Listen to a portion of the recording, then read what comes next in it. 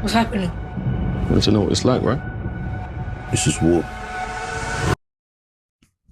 Hey guys, this is Flo Reacts Videos, and today we're going to be tuning in into the kitchen, the kitchen, the kitchen. We're tuning into the kitchen. No cooking, and straight heat. We're tuning into the kitchen. Anyway, I took a lot of notes, as you can see. This is not even all of it. Like, it's not all of it. It's like 4, 5, 6, 7 pages.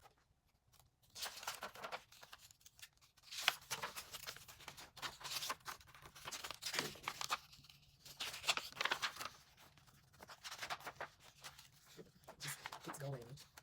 It's like more pages. Your notes. So like in the first scene, we see Tony Clark being buried into like this tomb thing, and we don't know how or why she's dead. It's just like she's dead, and we see Benji who's by himself, and this woman is like, "Do you have any words to say to your mom?" And he's basically like, "No, I don't have anything to say." So they put her back into like this tomb thing, and then after that, she's like basically cremated or something like that, or basically gone. And then she's put into this flower pot plant, and every day it grows. So Izzy walks in into seeing everything, and Benji asks him, "Do you know my mom?" And he's all like, "No, like I barely even know her." And he's all like, "Are you sure? Like, did y'all have something going on back then? Like, was it a fling? Was it sexual? Like, was it like what is it?" And he's just like, "Hold up, bro. Like, I just said like I don't know her. Like, I barely even knew who your mom was." So they're both walking. Everything is great. They're just like talking, just like small talk, whatever. And they're walking, and then Benji sees that Izzy has a bike, and Benji's like, "Oh my god, this is so cool! Like, can I just get a spin? Like, I haven't been on a bike. Like, I love this. Like, can I get a ride? Everything." He's just like, "Look, nah, bro." But Benji kept pushing it. Like, Benji was like, "Yo, like, please, pretty please." And he's just like, "Look, bro, your mom already got buried. Like, your mom's like gone. So like, just relax. Like, I just said no. Don't make this harder than it is, especially today." So Benji was like, "All right, whatever." And Easy drives off, and like Benji's still trying to see like, would he turn around? Would he come back for me? Would he give me a spin on the bike? And then he just sits there and just waits. And then Izzy comes back on his bike. Is like, "You know what? Just come on, get in. Let's go." So they finally get to their destination, and then Benji asks him like, "Where do you live?" And then Izzy tells him the kitchen, and then Benji's like, "The kitchen? Like, is it true what they say about the kitchen?" And then and Izzy goes, "Why do you say it like that? Like, what have you heard? Like, what do you mean?" Bill's like, "Is it true what they say? Like, I really want to know." And then Izzy goes like, "Yeah, like a shithole. Yeah, like what do you expect?" Like, duh. Benji says, "My mom told me that my dad lives in the kitchen." So there was like this huge pause, like, you know, like that awkward pause, like this awkward silence, like just straight up like that kind of, but longer. And they basically said, "You know what? I'll see you around. Take care of yourself. Peace out." Benji goes back to his mother's apartment, but he's alone. All he has is this bike, this red bike, and he's like, "You know what? I'm going to take a little trip. Let me see what the kitchen is about since I've never been. See if I could, see Izzy maybe, or just go because I'm curious." So we see him heading to the kitchen, literally being curious, trying to find Izzy. Or maybe he's curious about what it is, but we see him going there. So it was just like looking around, like, wow, this is pretty cool. Like, this is what the kitchen is about. Wow, interesting. So he's riding around on his red bike, and you can see that people are looking at him as if, like, who is this kid? I've never seen him around. Like, why is he dressed like he's in school or something? So we see him basically riding around and just trying to find Izzy. So we see Benji just waiting around on his bike, um, and we see Staples. We see Staples coming up to Benji and trying to like antagonize him, trying to make him like scared and stuff, like because he's an outsider. And then Benji's like, "I'm not scared of you. Like, I don't know you. You're not gonna touch my stuff. You're not gonna touch my bike. I'm not scared of you." And he's looking him dead in his eye, like, "I'm not scared of you, bro." And then like Staples is like, he don't look scared at all. I like him. Come with me. Let's go." So Benji tags along with Staples, and Staples takes him to the um to like a house apartment thing, like basically where other people are at, and he introduces him to the crew. And they were all so nice to him and everything. And then like they gave him a bed for him to lay on, and in that bed you see like Benji crying. feeling sad, just being very emotional. And I really, really feel so sorry for him because he lost his mother, doesn't know who his father is looking for his father in the kitchen, but he doesn't really know. So you see him literally just pouring out his emotions, and it just seems like he's had a long day. So, so this scene gives me so much like Mad Max. Like if you've seen Mad Max Fury Road, you will understand what I'm talking about because it's pretty kind of similar to this particular scene that I'm talking about. So the gang was all up on the roof trying to hit the slingshot to hit the drone, and like everybody was taking turns. Some were missing, and then it was like Benji's turn, and people were like, the crew was basically like, "Yo, like you better not miss this one. Like you can do it. Just keep hitting it. Just keep going lower, lower, lower. And keep leaning back, and then eventually Benji was able to hit the slingshot to hit that drone, and the drone fell, and it was like they give him praise because it's like, yo, this kid is cool as hell. Like who is he? Now, when you use a drone, you use a drone to basically spy and to get a better view of like where you're at and like things like that, to go searching, to basically reach places that you physically can't reach. So that's what drones are basically used for. And this drone basically was spying on them. And keep in mind, these people, we don't really know what is happening and why like the world is the way it is in this particular movie. So we don't really know exactly what's going on. But what we do know is that we're hitting drones with slingshots and a rock. That is what we know, and the drones aren't good for these people.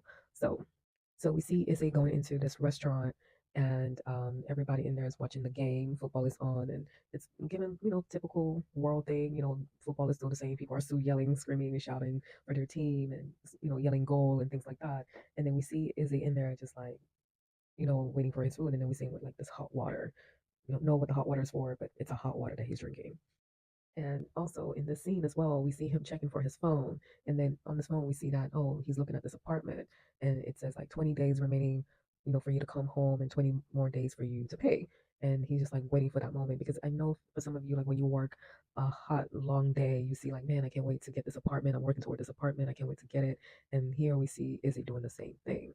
But yeah, it's very relatable to everyday life. You're at a restaurant, you're eating, you're checking your phone, you're like, man, I can't wait to. You're basically waiting for your dream apartment to get away from this ghetto-ness of a life, to live in a better life, to live in a better situation, and it's relatable for everyone. So now we see Staples, Benji, and the crew hanging out, just walking around, walking around the town, and everything is lovely. Everyone's laughing, smiling, things like that. And then we see Izzy come out of the restaurant, and he sees Benji, and he's like, Benji, like, what are you doing here? And then Benji's like, you know what, I'm gonna hit y'all later. Like, I'll see y'all around.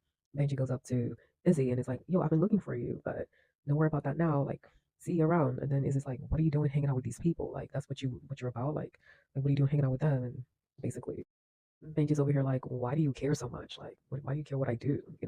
And then next minute, you see people hitting their pots and pans, and we're about to find out what those pots and pans mean. Again, it's given Mad Max with the drums and everything, but this time they're doing their pots and pans. So basically indicating like, yo, it's time for us to move. Now, Benji has never witnessed anything like this before. He doesn't know what's going on.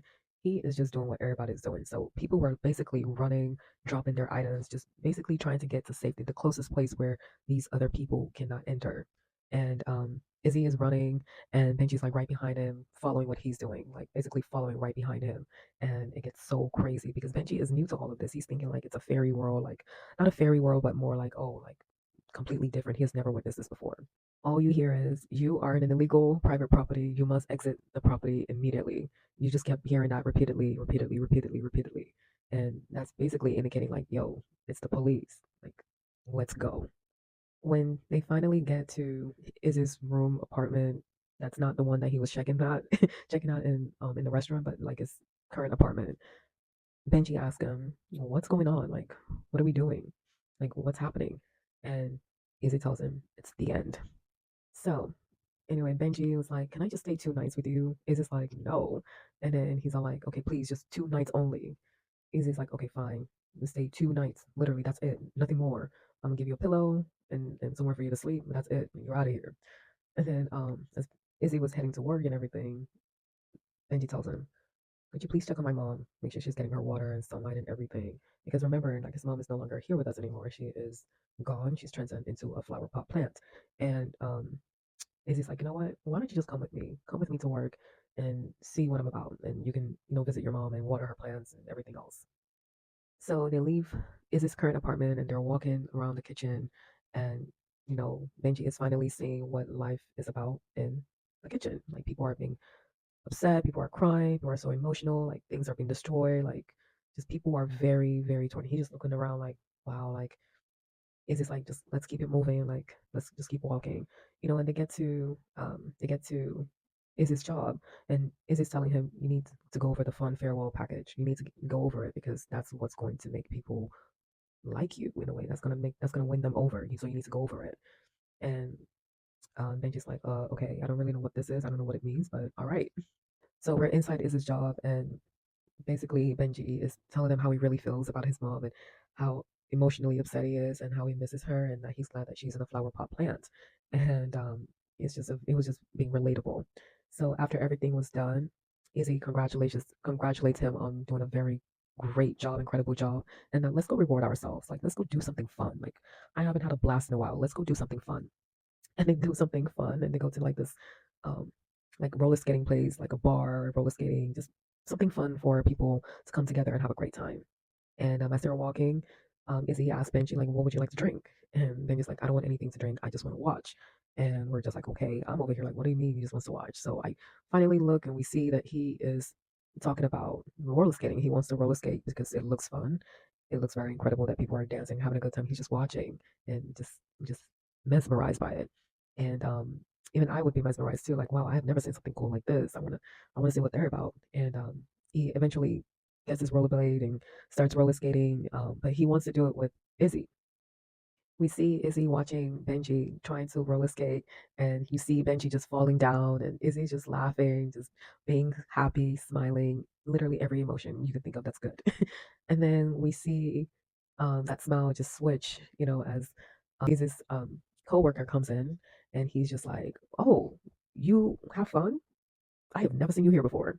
What do you mean you come out? Like, I don't ever see you out. You go out? I've never seen you go out before. This is weird. Why are you here?"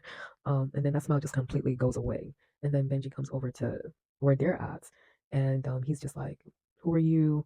You know my mom? Like, who are you?" And then Izzy's coworker is just like, interesting. This is strange. Izzy tells Benji, go do another lap. Go do another lap. Just go. Get out of here. Go do another lap. Benji leaves. And keep this in mind that this is the first time we have ever, ever, ever seen Izzy crack a smile, just even showing his teeth. Like we had never seen this, and we're 30 minutes into this, and we have never seen Izzy crack a smile until watching Benji roller skate. So that is pretty good. That shows that Benji is like a light to Izzy. You know what I mean? Like it's just a different kind of feeling, a different kind of emotion he feels for Benji. So that's pretty awesome. Is his coworker, whose name is Jace. They both head to the bar, and Jace is just like asking him all kind of questions, just questioning him from top to bottom. Like, yo, you don't even go out, bro. What are you doing here? Like, who is that kid? Like, when have I ever seen you hang with kids? Like, what are you trying to tell me right now? Anyway, Jace asked him, like, dude, are you okay? Like, is everything okay considering what happened today, or considering what happened the other day? And, is it like we work in a funeral home, we see dead bodies all the time. Jace is like, yeah, but this isn't just anybody. This is somebody you knew. This is somebody that meant something to you. And he's just like, whatever, like trying to brush it off. And then, like, again, Jace asked him, like, dude, when have I ever seen you hang with kids? Like, what are you doing? And then Izzy tells Jace, like, that's Tony's kid. Like, that's Tony's child. I'm just looking out for him because there was a raid today, basically telling him. And then Jace kind of gives him that look of unsureness, like, there's something, I'm just not satisfied with the answer. Like, give me some more. And he just wasn't.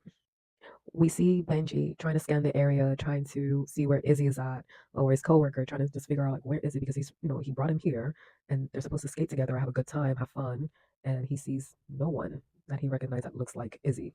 So like Benji just goes back to skating and just feeling disappointed, feeling let down because it's like we were just making progress and you just ditch me. Like that's just so weird. So yeah, and Izzy is given, yo, I'm gonna be right back. I'm gonna go get some milk, and he never comes back. And that is what he's given me.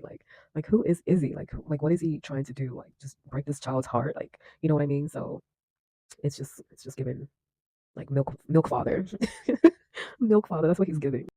So the next day we see Benji hanging out with the crew again, and they're all at the table like just chilling, whatever. And then Staples asks him, "You're staying with Izzy, right?" And then Benji says, "Yeah." But he wasn't really unsure. Like, when people are like, yeah, but they sat down, but you're not really sure. And then Stable's like, what is he to you? And then Benji goes, just a friend. And then Stable was like, yeah, some friend, all right. If he was your friend, he would have never left you. And when he said that, we all relate to that because, like, if anyone is your friend, they would never leave you at a bar. They would never leave you at a roller skating ring. They would never leave you anywhere because they're your friend. But like when Stable said that, it was like, damn, that really I resonate with that. And I know that hit hard for Benji because it's like, yeah, like that does make sense. And he's a kid too, and he's just happy to be around Stables. He's just happy to be around the crew. So it's very sad, And I'm still team Benji all the way through, all the way through this. I'm still team Benji because again, Izzy is giving Mr. Milkman, I'll be right back, but I'm never coming back. So Staples is basically breaking the gist down to Benji on how the government wants to take their land. The government is blocking supplies, cutting down water, just basically making their lives miserable here, and it's not okay. And which is what we're currently going through, and what we've been going through for a very long time, even in this current situation, even like 5 years ago, even 10, 20, 400 years. Literally, this has been going on for a long time, and it's very resonating. Just seeing how like movies impersonate life as well, and it's just like that's what is currently happening in our current world as well. When government cuts out supplies, blocks supplies, cuts water down, taking land, it's pretty much relatable. So Staples is pretty much trying to break it down for him. Like this is what is currently happening. This is no fairy tale. It's hard. It's pretty hard. And he's trying to make Benji understand what it is. So Staples being a great friend and a great big brother role model kind of thing, he tells Benji, if you want the bike, it's yours. Like we need people like you. We need you, and it's not safe for you to be by yourself. So this bike is going to help you.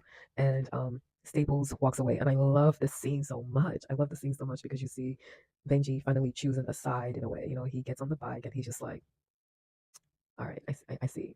And it's honestly, I love this so much. I love the scene so much. I truly do. And then you hear Fela Kuti's zombie playing, and boy, I love Fela. Shout out to Daniel Kaluuya on this. Like this is legendary.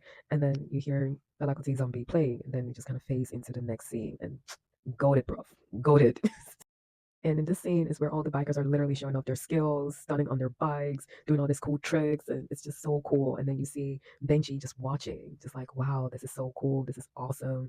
And then Staples looks back at him like and gives him a head nod, like, yo, shine, my little man. Go shine, show 'em what you can do, my bro. And then yeah, and then you see Benji on the bike with the girl that he was chatting with at the bar club place right behind him. Her name is Ruby. You see Ruby behind him, and it's just beautiful. Like he's got the crew, he's got the girl, he's got the cool bike. Who's stopping him? Nobody. And yet you still hear Fela Kuti's Zombie playing, and that to me is just fucking awesome. It's so goaded. It's just incredible, and I love that scene so much. I love the transition from Benji getting the bike, getting on the bike, and transitioning to everybody else from like the crew, from not just the crew, but other people as well, like showing off their skills and just having a good time. So that's awesome. You're basically seeing Benji opening up and just being himself. Like he's finally around people who's like him in a way. Like he feels a sense of belonging, and that's awesome. And I think we all relate to that. We all want to belong, especially when we have no one. The streets is what we have. So it's just nice to be around people who share the same hobbies as you. And what he likes is bikes, and he's around people who like bikes, and he has a beautiful girl behind him, and it's pretty awesome. You see Izzy waking up to a girl, a young girl looking at him, and you can tell that he's been hungover because he's sleeping on the couch. And basically indicating he might have spent the night at Jace's house. And this could be Jace's daughter or sister or somebody related to him. And Jace comes in and he's all like, leave him alone. and and then the girl, which happens to be his daughter now, happens to be his daughter, walks over and she's just like, I'm gonna make Mr. Izzy or Uncle breakfast. I'm gonna make him breakfast. And she ends up making him rainbow loops with milk. Like, yes, Dad, I can do it. See, I've made him breakfast. And she gives it to Izzy, and Izzy says, thank you. Izzy tells Jace, you've got a daughter I didn't know. Hold on, I gotta say this in a British accent.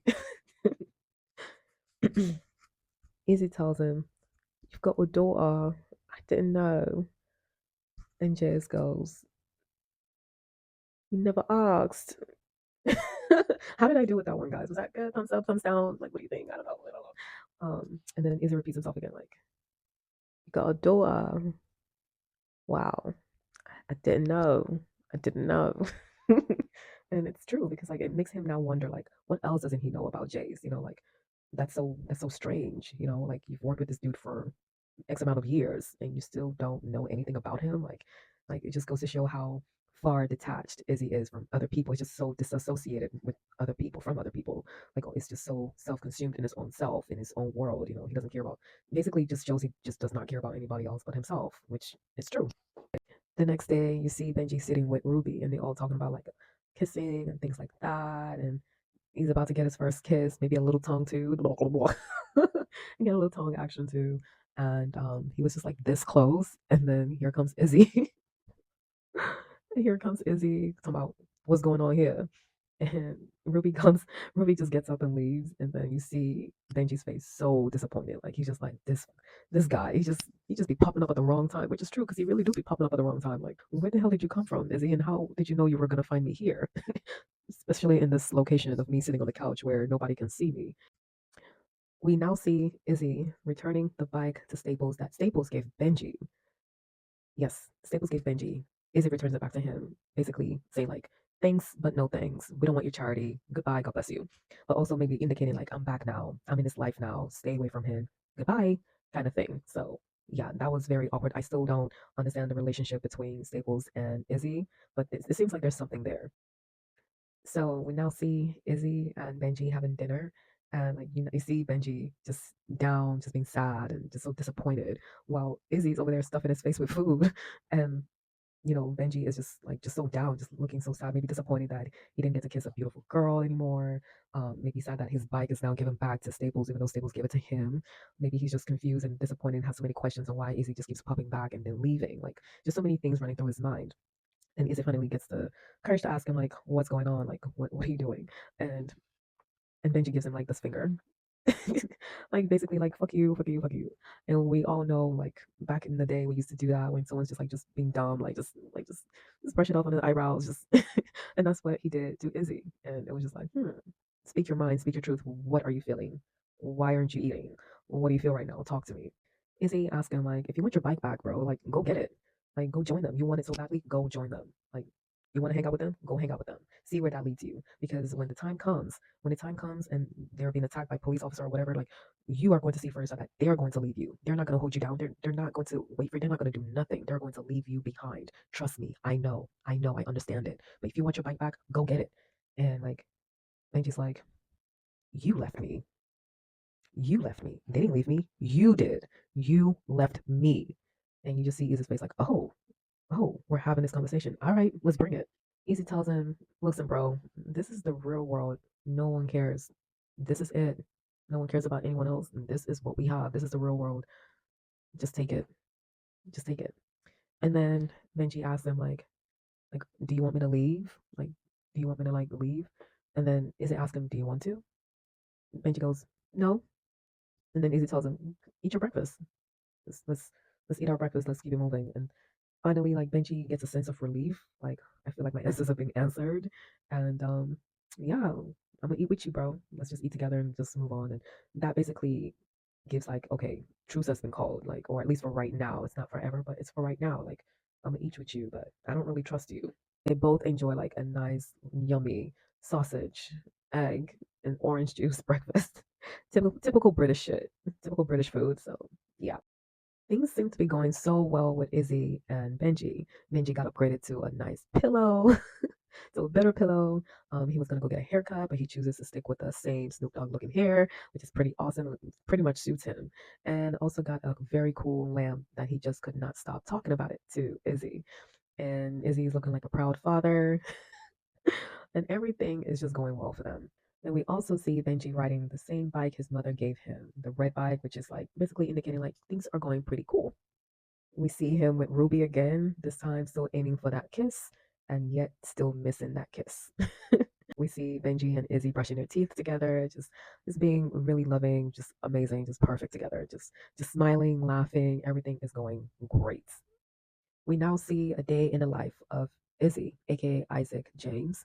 He is basically trying to figure out like how to pay off or verify, should I say, trying to verify how to um, see if everything is good with his apartment. And the apartment name is Buena Vida, which is like a single occupancy or double occupancy apartment. But what he has is a single one. And the AI is asking him like, "Are you sure this is what you want?" And he's all like, Yes, but then he also changes his mind on seeing if like he can get a double occupancy, but which means he would have to wait again or at least create another application because he has Benji now. He's not by himself anymore. He has Benji, and he's just like, man, like, you know, so they're like, keep in mind, he's meant to move in the next day, the following day. So he basically waited for a long time just to, who knows what decision he makes after that.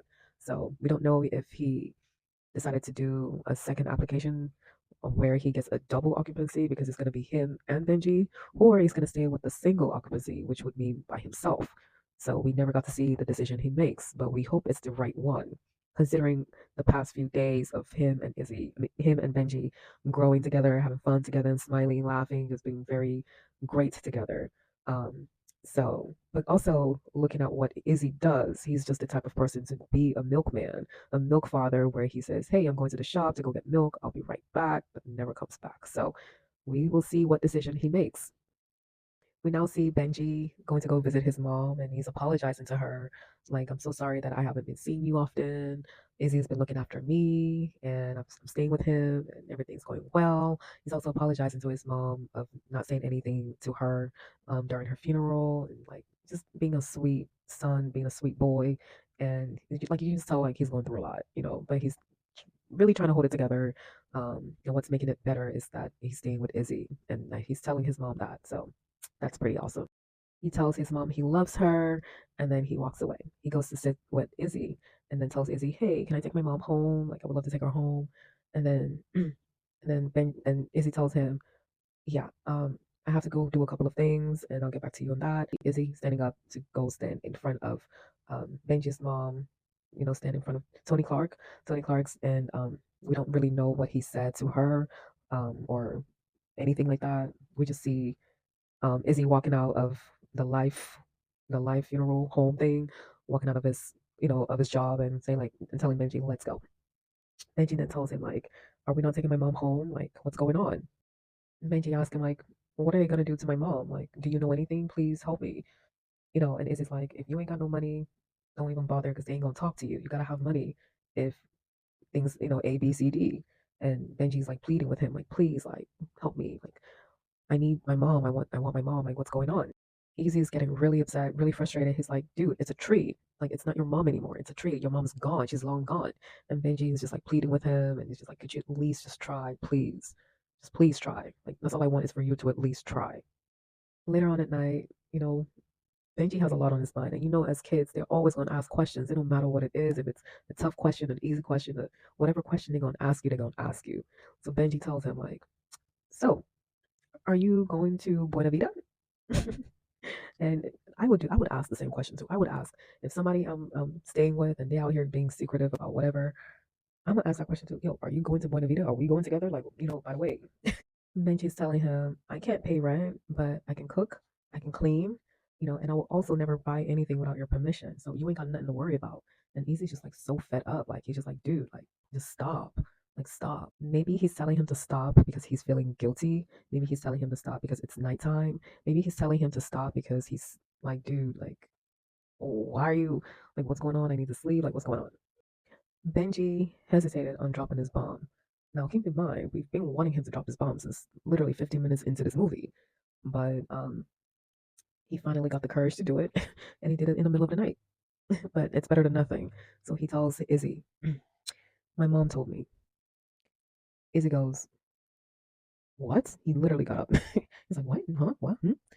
He's like, "Yeah, my mom said that my dad my dad works in life after life, and that he never loved her, but he would have loved me." And then there was silence again, a long one. And then Benji was trying to get Izzy's attention. He calls out his name again. And then Izzy just turns off the light, just like, "Oh gosh," and just turns it off. Like, dang, like, why would he do that? It's just like, okay, well, it just seems like Izzy is just not into like the tough conversations. He's just like, let's just go with the flow kind of man. And it's just not cool. It's not healthy. It's not good. It's not cool. He basically turns off the light, indicating he doesn't want to have this conversation. We're done here. This is awkward. I am out of here.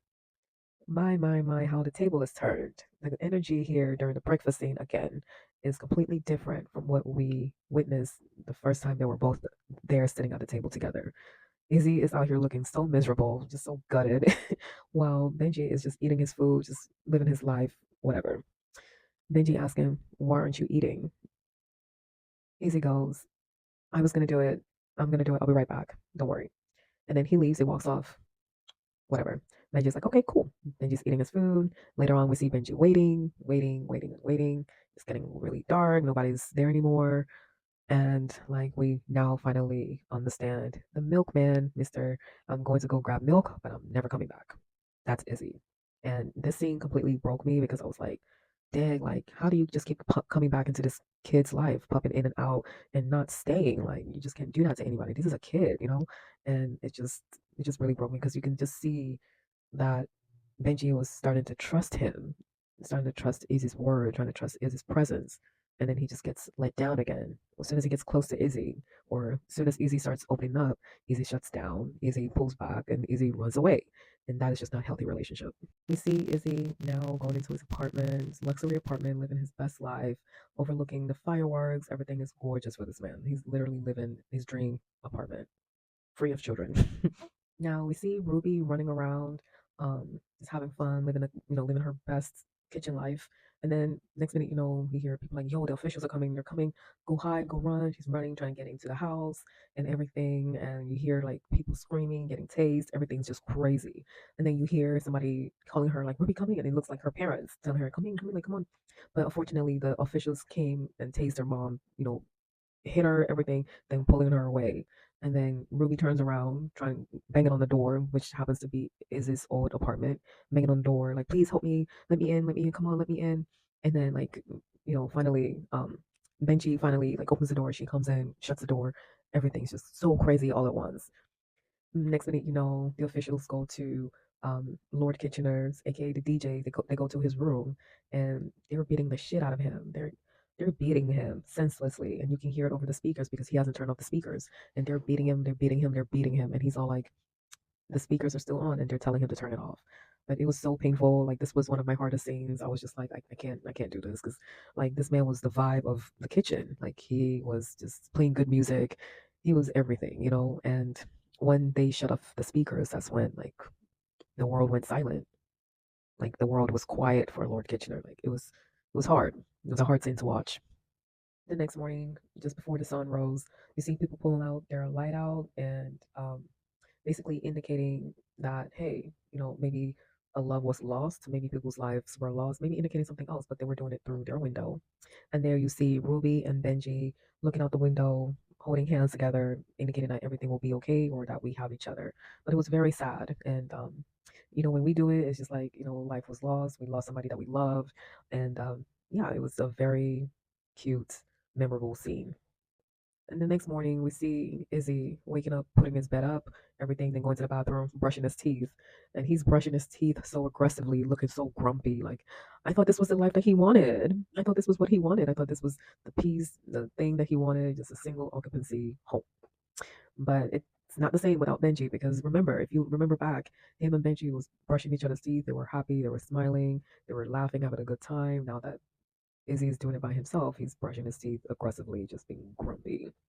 We now see Izzy walking down the chapel to see what's going on because he sees familiar faces. He gets in there and he sees Lord Kitchener laying there. And boy, it hit him so hard because this is somebody that came from the kitchen.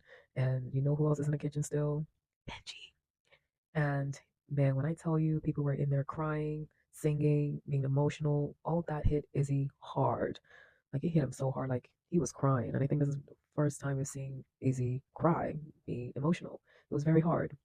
Like, he was so shocked he couldn't speak. Maybe it's because like it's a familiar face. Maybe it's just so many things going through his mind. Maybe just something. Like, maybe it's just like came from the kitchen. This is where everybody's at. So it's like the more I see familiar faces, the more it's like, okay, everybody in town is pissed off. Literally, like, they took away one positive thing in their community, and that was Lord Kitchener because he was playing good vibes, basically bringing positivity in the community, even though there were so many things going on. So they took one positive thing from them, thinking that it's going to keep them quiet, it's going to make them leave, etc., etc. No, it just made people more mad. So it's time to go to war. Now you see Benji with a mask on, indicating that he's chosen his side and he's going to stay there. and just things was getting really real. Staples gives Benji a talk, basically saying, if your neighbor messes with you, you mess with them back. That's pretty much it. This is war, and we're going to give it to them. So the crew goes into people's homes, breaking stuff, feeling like Limp Bizkit, feeling like Limp Bizkit, and they want to just break stuff, put fear in their eyes, make them scared, just break things. It don't matter, just smash things the same way the officials do the same thing to them. It's time to pay back. I mean, they have to because they are messing up their stuff. Come feel how we feel. You're going to understand our experience. You're going to feel exactly how we're feeling. We don't care. We don't want to do this, but this is what the officials made us do. So you're going to feel what we feel. When you look into Benji's eyes, you can see that he's so scared. Like he's so scared he doesn't want to experience this. Like this is not the life that he was expecting. This is not what he was expecting. He thought that he was ready, but it just seems like he's not.